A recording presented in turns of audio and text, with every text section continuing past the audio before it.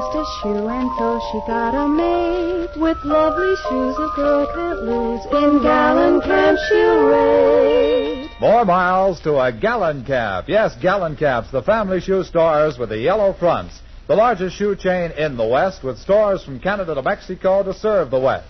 GALLENKAMPS, Gallon Camps present Pat Novak for Hire.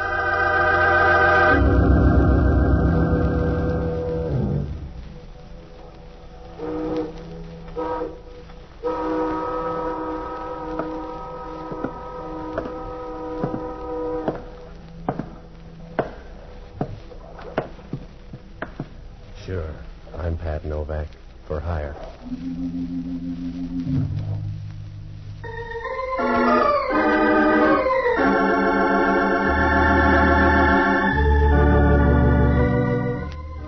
That's what the sign out in front of my office says. Pat Novak for hire. Down on the waterfront in San Francisco, you always bite off more than you can chew. It's tough on your windpipe, but you don't go hungry. Down here, a lot of people figure it's better to be a fat guy in a graveyard than a thin guy in a stew. That way you can be sure of a tight fit. Oh, I rent boats and do anything else that makes a sound like money. It works out all right if your mother doesn't mind you coming home for Christmas in a box. I found that out Wednesday night about 9 o'clock. I closed the shop early and I came home to read. Well, it wasn't a bad book if you ever wanted to start a forest fire. It was one of those historical things, and the girl in it was just getting her second wind and her third man when the door to my apartment opened and the place began to get crowded. From where I sat, the crowd looked good. She sauntered in, moving slowly from side to side like 118 pounds of warm smoke. Her voice was all right, too. It reminded you of a furnace full of marshmallows. Good evening. Yeah, thanks for knocking. I don't think you mind my coming in without warning. No, I get the cabbage smell from next door the same way. Does it pay to be that polite, Mr. Novak? Saves you the trouble of saying please. What's on your mind? That bottle in front of you. Will you pour me a drink? No. You'll save dough if you look up a bartender. All right. I came to use you instead of your whiskey anyway. Talk. My name is Lee Underwood. I'll give you $300 to do something for me. It'll only take an hour. That's too much dough unless it's murder. And if it is murder, it's not enough dough. Are you afraid? I just don't like paid murder. I told you. When you get caught, the pain gets expensive. If it were murder, I'd do it myself. Mr. Novak, I want you to frighten someone for me. Why don't you hire a friend? Are they too pretty? It's a man named Dixie Gillian. You'll find him in an office down on Folsom Street, at this address. I promise nothing will happen to you. That's what they told Billy Kahn. He'll be in this office until 11 tonight. I want you to go in and see him. Tell him you're from Adrian, and that he's to get out of town by tomorrow noon. Suppose he wants to put it off. He won't. Don't let him know who hired you. Just tell him Adrian said to leave. Yeah. You better go home. For $300, I won't buy a tissue paper plot. Now tell me more or say goodbye. There's not much more I can tell you, except there won't be any trouble. He's a rotten little beast, and I want him frightened badly. Why? He's been bothering my sister. Why doesn't he bother you? Because I bother back too fast. Do you want the $300, Mr. Novak? Yeah, it's going to be a long winter. Put it on the table. Good. And you'll need this, too. No, you keep it. I don't want a gun. It's empty, don't worry. See? No shells. It's perfectly safe. Now, look, I got a nasty disposition. You can rent that for $300, but if you want more, find a gunsel or an off-duty copper, will you? I don't want you to be a gunsel. That's why I want you to use this gun. I know it's empty. If you use it on Dixie, he'll scare fast. It's just a way to save some breath. All right, it's your $300. You better go now. Yeah. Wait till I get a coat, will you? If your doorbell rings, don't play mouse. Oh? Because I may look you up. Am I too young to ask why? Because if anything goes wrong, I'll be around looking for you. And from there on, it won't be nice. I'll dirty you up like a locker room towel. Relax, Patsy. You'll never learn to fall in love that way.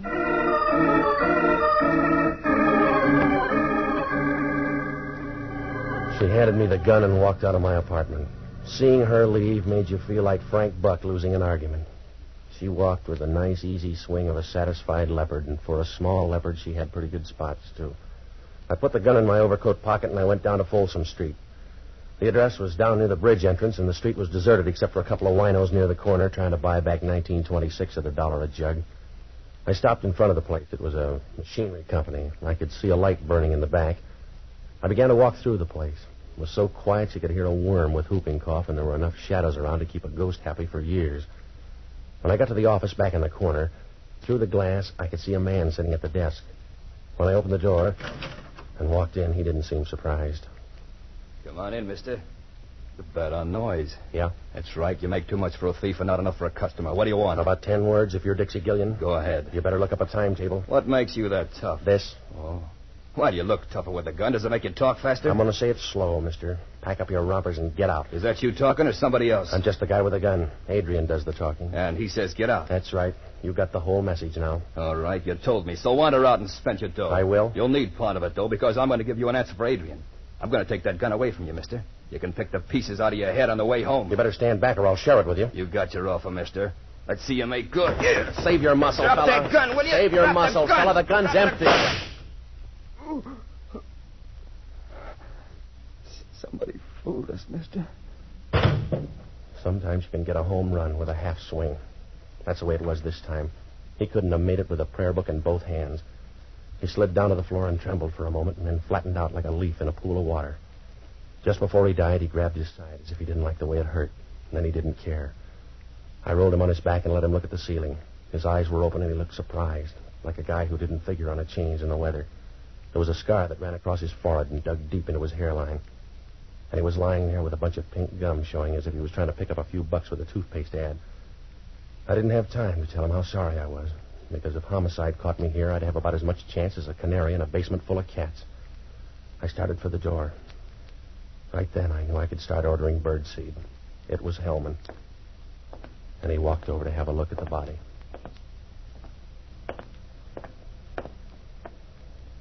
Hello, Novak. The guy looks embarrassed. Yeah, I guess he is, Hellman. What's he doing dead? Putting in a beef somewhere, I guess. He rates it. He'll like you for that, Novak.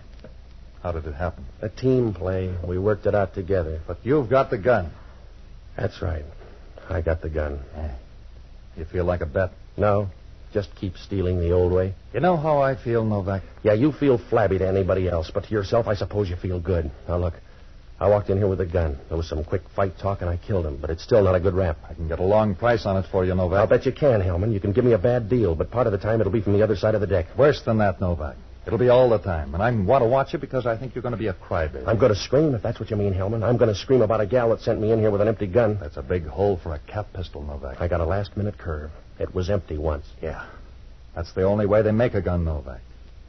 I don't want you for an hour ago. I want you for this dead guy on the floor. All right. I told you I didn't come in here to kill the guy. I don't know him. He may even be a good guy. I'm sorry he's dead. All right, Novak. Just wait a few weeks and you can tell him personally.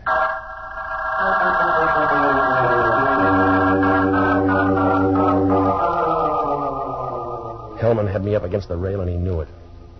When we left there, he was wearing a big, toothy smile. It was big enough to sew on his ears. He called the coroner, and he told him to pick up the stiff, and then we rode downtown. He dropped the gun into ballistics, and he hauled me into his office. The reporters were there. He gave them the whole story and told them how to spell Hellman. After that, we wound up at the desk, and he booked me on suspicion of murder. The next hour and a half was the kind of stuff they don't write about in the paper. They call it interrogation. And when you're finished, you've been through a lot of tight spots, like a piece of bubble gum and a set of false teeth. About 11 o'clock, Hellman brought me into his office, and from there on, it happened kind of fast. I just talked to the DA. He's going to streamline things for you. Well, he's going to look funny, going to trial on a guy you can't identify. I won't press you. I don't have to, Novak. I've got the only parley I need. You, the dead guy, and a big, fat murder gun. Yeah. Yeah, Hellman talking. Yeah, I know it was a .38. That crazy down in ballistics, I saw him standing over the dead guy. Well, they must have made a mistake, that's all. No, I don't want him in here. I don't want him in here. Hey, Tony. Tony, You're getting pale. You need some more rouge, Hellman. I got some bad news, Inspector. Well, keep it, or you'll take more home to your wife. I'll talk to you later. No, talk to him now, Hellman. If the bullet doesn't match the gun, talk to him now. That's right, Inspector. A .38 bullet, but it won't match the gun you brought in. It's got a match. I came in and found him standing there. He admits it. It's a neat trick, then. If he fired the bullet out of that gun, he retooled it in midair. I'm not that fast, Hellman. Get out of that chair so you'll have room to squirm. You keep still, Novak. Oh, I won't bother you. I'm going home. Huh? I'm walking out of your jail, Hellman. You got a broken-down .38 that won't fit anything but your thumbs. You can't hold me on that. I found you over the body. I can hold you on suspicion of murder. But it'll hurt tomorrow morning, Hellman. The papers will be down here for a follow-up. And you'll have to tell them what it looks like out in left field. I'll handle them. You can't afford to let them start laughing at you. People will get the idea it's your face. You can save car fare if you stay right here. because I'll have you back by noon tomorrow. You're not that good, Hellman. You couldn't hold a moth with a searchlight. The town ought to thank you. Huh? Oh, it's a nice jail, Hellman, and with you around, it'll last for years.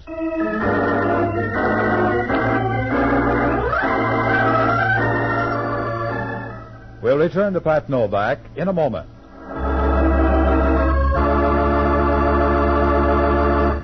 You're going to put extra warmth and comfort in your Christmas wishes this year.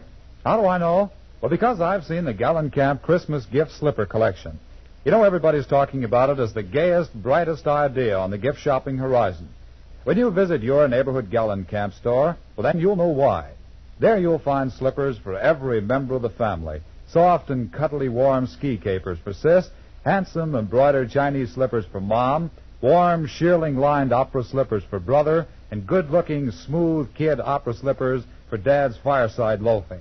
Yes, and there are appealingly soft and gorgeously colored shearling scuffs to delight the heart of any young lady from 16 to 60, and slippers for the little nippers. All are irresistibly comfortable, good-looking, and irresistibly Gallencamp price. Go to Gallencamp's, the store with the yellow front near you, to buy Christmas gift slippers that'll say Merry Christmas in a heartwarming way. Give more smiles with a Gallencamp slipper gift.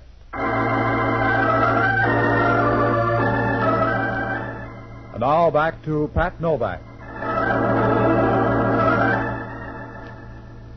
When I walked out of headquarters, I had a nice mess to juggle. It was like trying to walk the baby on a floor full of marbles. If things didn't add up for Hellman, they weren't doing any better for me. I knew the gun I had went off. If it did, what happened to the bullet? And where did the other one come from? And why weren't there two shots? Oh, I couldn't put my finger on a thing, and nothing added up. It was like trying to follow a grain of rice in a Shanghai suburb. I looked up Lee Underwood's address, and I went by her apartment. The girl downstairs told me she worked at a nightclub out on the Bayshore Highway. Well, I had a couple of places to hit, so I looked up the only honest guy I know. An ex-doctor and a boozer by the name of Jocko Madigan. A good man until he began to figure the last drink in a bottle is just as easy to get as the first. Well, I found him in a little leather-trimmed sink on Powell Street. It was a grimy little hole where they washed the glasses once a week in stale beer, but Jocko was more at home than a vulture in Calcutta. Patsy, you're just in time to celebrate my return to health. Something mild for Mr. Novak. A double stinger, perhaps. No, forget it, Jocko. I got to talk to you. Patsy, I've just passed through a crisis. Yeah. A few minutes ago, they set before me a glass with a woman's lipstick all around the rim. All right, Jocko. I took one gulp and looked at the glass, and in this dim light, I thought I was bleeding to death. It took them 10 minutes and 3 mirrors to calm me down. Jocko, I'm in trouble. You got to help me. No, but they washed the glass for me in ammonia. They must have left a little ammonia in the glass because the next drink had a very odd tang about it.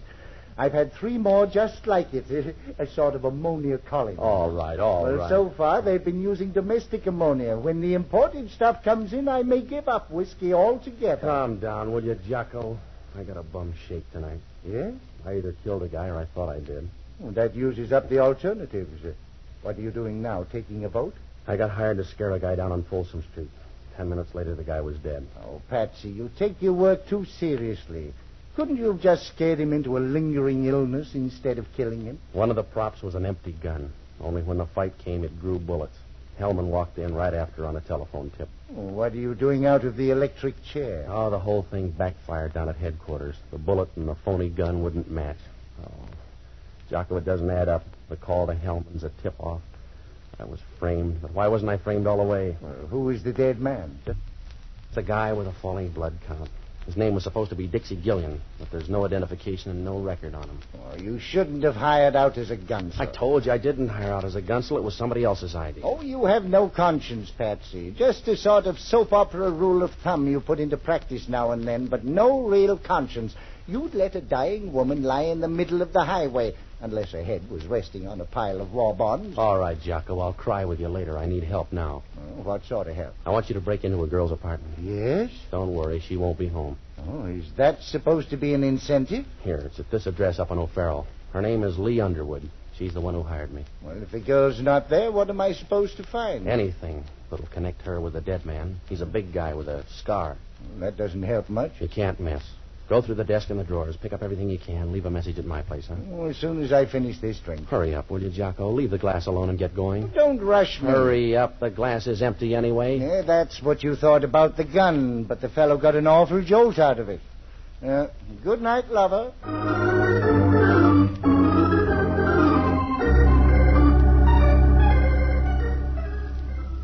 I went by a horse parlor on O'Farrell Street and borrowed a car from a guy. It was after midnight when I started down the Bayshore Highway, and about a half hour later I pulled up in front of the Cat's Paw. It was a long, rambling place on the left side of the road. No, there was no plan. It just followed the erosion line until they ran out of material. There was enough neon in front to light a main intersection in heaven. I asked a 50-year-old busboy, and he said Lee Underwood was back in her dressing room getting ready for the 1 o'clock show. When I walked in, she was sitting in front of a mirror, working on an upswept hairdo. If she swept it up any more, it was going to leave her head. I stood behind her, looking at the pink, fresh part of her neck that didn't show when her hair was down. You seem fascinated, Patsy. No. I just want to know where to break it. Oh. Sit down on the footstool here next to me. That's it. I like to look down on people. Here, let me brush that strand of hair back. Or do you like it in your eyes? Brush it back so I can see your answers. Who's Dixie Gillian? What difference does it make? None to him and some to me. He's dead. No, he couldn't be dead. He'd like to believe that, too. I couldn't sell him that story about an empty gun. He couldn't have been killed with that gun. No? No, I put in a blank, Patsy. Somebody used a hard-working bullet because Dixie's dead. There was no reason to kill him. I don't understand. That makes you even with homicide, but they got a bigger team. I don't understand it, Patsy. Who's Dixie Gillian? He was after some microfilm. I thought I could scare him away. You better be ready to identify him because homicide stopped. Even the scar didn't help. What scar? Scar across his face. There's no record on him. Oh, no, Patsy. Everything goes wrong. Everything you touch goes wrong. That's the wrong man, Patsy. Yeah. Well, it's too late for a recount. You've got to get to that body, Patsy. I don't know how, but some way you've got to get to him. You look good, Lee. You'll make a nice picture. Wait a minute, Dixie. You don't need your coat. Come on. I don't know how it happened, Dixie. I didn't mean it that way. If you like it that way, all right. Bring your boyfriend, too. No, don't let him, Patsy. Oh, that gun's too big. I'm going with him. It was a short trip. He led us out of the dressing room and down a thin hall to the back door. On the way past the kitchen, you could smell onions and used grease, and that's all you noticed, except the sound of a jukebox somewhere out in front, and someone laughing in a loud, mirthless way. When we got to the door, it was raining outside. We walked about 40 feet, over near some trees, where the dark was working overtime, and the gunsel made her stop. And that's where it happened. She's going to get wet, mister. You'll have a little trouble yourself.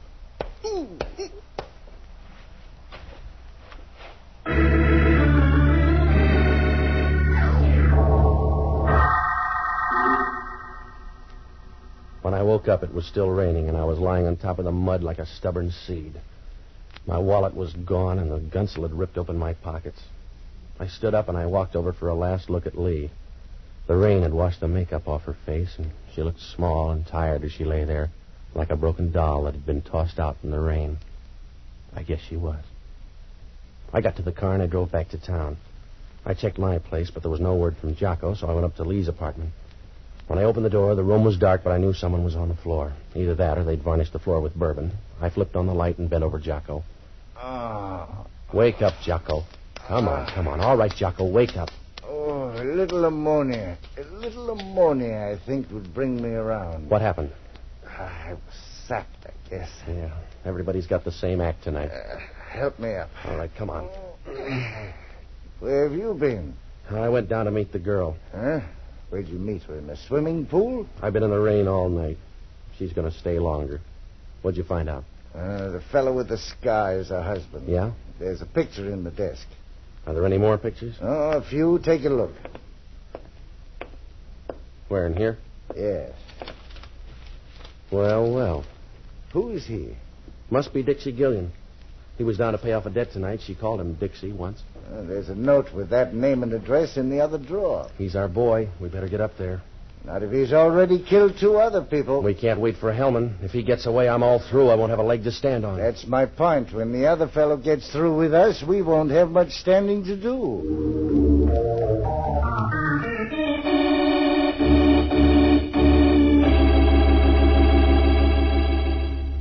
I felt better now. Gillian was the only guy left in the picture, so I dragged Jocko up to his place. It was an apartment on Post Street. The elevator operator took us to the 8th floor and said that Gillian had come in a few minutes before. There was no answer, so we tried the door and it was open.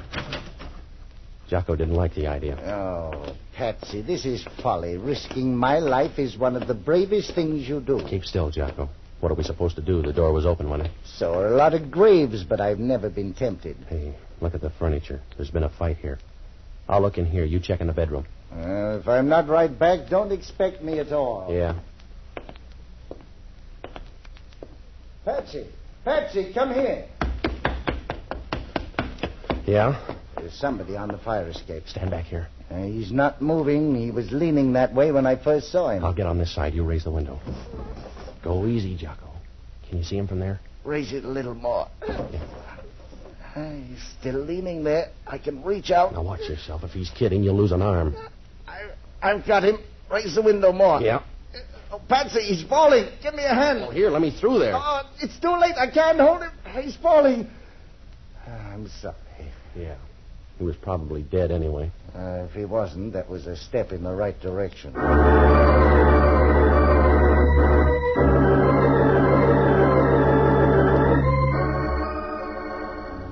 Oh, it was an easy night to die. 3 of them had checked out already, and there was still time to look for more.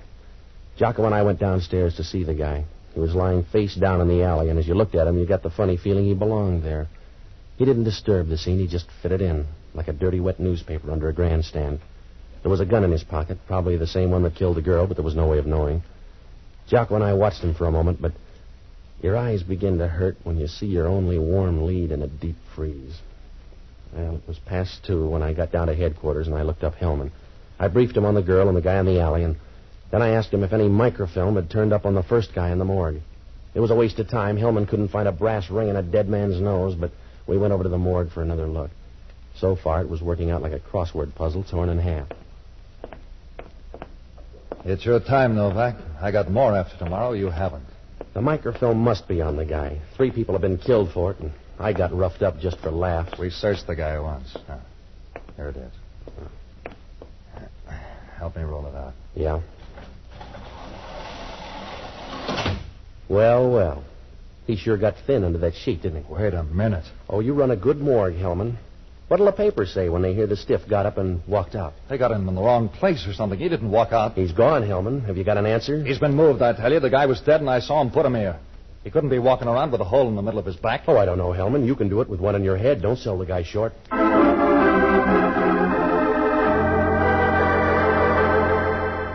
We'll return to Pat Novak in a moment.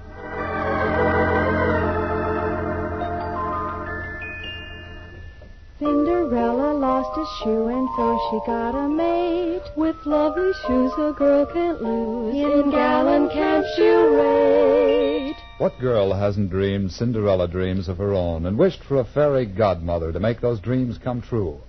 Here's what the newest Cinderella, Marilyn Buford, Miss America, says. The modern girl doesn't waste time dreaming. She makes her dreams come true, and she needs no fairy godmother to give her lovely shoes. She doesn't, that is, if she has discovered my favorite shoe store, Gallencamp. Yes, Marilyn, for gracefully lovely shoes, flattering and in the latest fashions, wise girls go to Gallencamps. Gallencamps are shoe-style leaders. And so amazingly priced, a girl can afford to have all the shoes she needs. And here's extra good news of a special Thanksgiving shoe sale. Yes, prices are actually going down on many of the up-to-the-minute shoe styles tomorrow at Gallencamps. So shop this sale at the Gallencamp store near you tomorrow to step assured into the exciting holiday activities ahead. Look lovely in Gallencamps. Cinderella lost a shoe, and so she got a mate with lovely shoes a girl can't lose. In Gallencamp she'll rate. And now back to Pat Novak.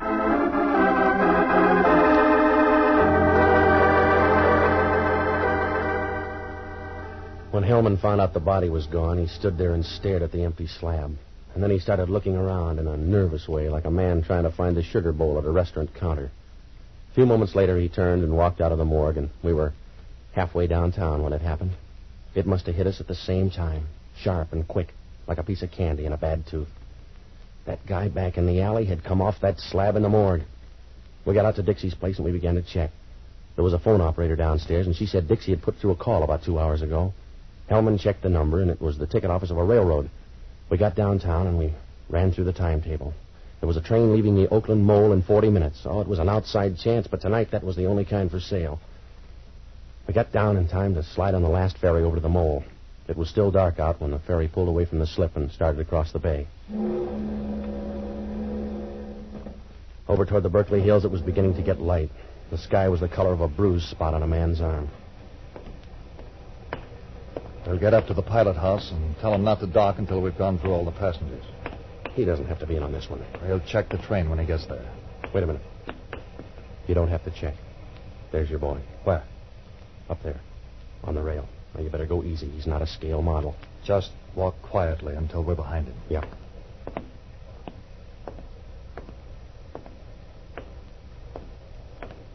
Turn around, mister. He'll get a better view. Oh. Well, hello, Novak. How was the wind and the rain in your hair? Meet Inspector Hellman. You better turn in your ticket. Well, I hope you brought your muscle. Grab it, Hellman. That's what I'm trying to do. All right, copper. Watch it. I'm being pushed over the rail. Yeah, I'm worried, Hellman. Watch it, Novak. I'm going over. Novak! That's one down, mister. Now for you. Yeah. Well, I landed on the deck, and I watched him disappear in the dark. Halfway down, the guy turned in. I followed him down the ladder and along the main deck. He ducked into one of the engine spaces, and I started in to look for him. Oh, it didn't take long, because he turned out to be helpful. You got the idea yet, Novak? I'll come closer. Tell me then, huh? Suit yourself, but I'll knock you down hard when you show. Hey, watch that platform. You're backing into trouble. Stay back there, Novak. Watch out for that platform. You're backing into that engine. Look out. No! No!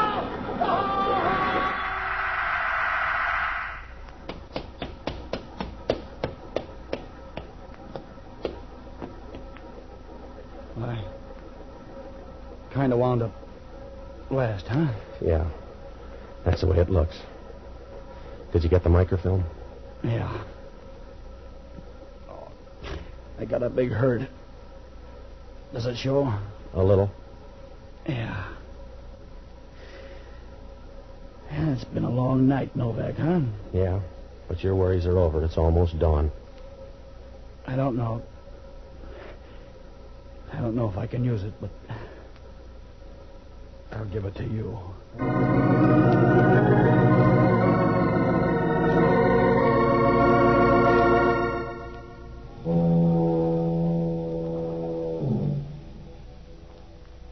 Well, they fished Hellman out of an oil slick a few minutes later. It was the first time his hair ever looked good. Dixie Gillian lasted long enough to piece the story together for homicide. Lee Underwood was on the level. She knew her husband was carrying microfilm and was worried, so she hired me to scare off Gillian. It might have worked, too, because Adrian was too big for Gillian to argue with. But the first slip came when Lee's husband went by to make a deal with Dixie without telling her. Well, when I jumped him, Dixie was outside and figured it was a double cross. He didn't have time to figure it, but he killed him with a silencer when Lee's phony gun went off. Well, he spent the rest of the time looking for the microfilm. That's why Jocko got sapped and the girl got hers. And by that time, Dixie knew the microfilm was still on the dead man. The only way he could be sure was to get the body out of the morgue. He took it up to his apartment, and when he got the film, he planted the gun and put the body on the fire escape. It was safer that way. There was a 50-50 chance the police would miss it the first time around, and he'd have a fair lead. It almost worked out for him, except for that phone call. The microfilm? Well, it was in a capsule next to the roof of the guy's mouth. Yeah, so old it was new again. Well, Hellman asked only one question. In that fight, did I have anything to do with pushing him against the rail? I told him.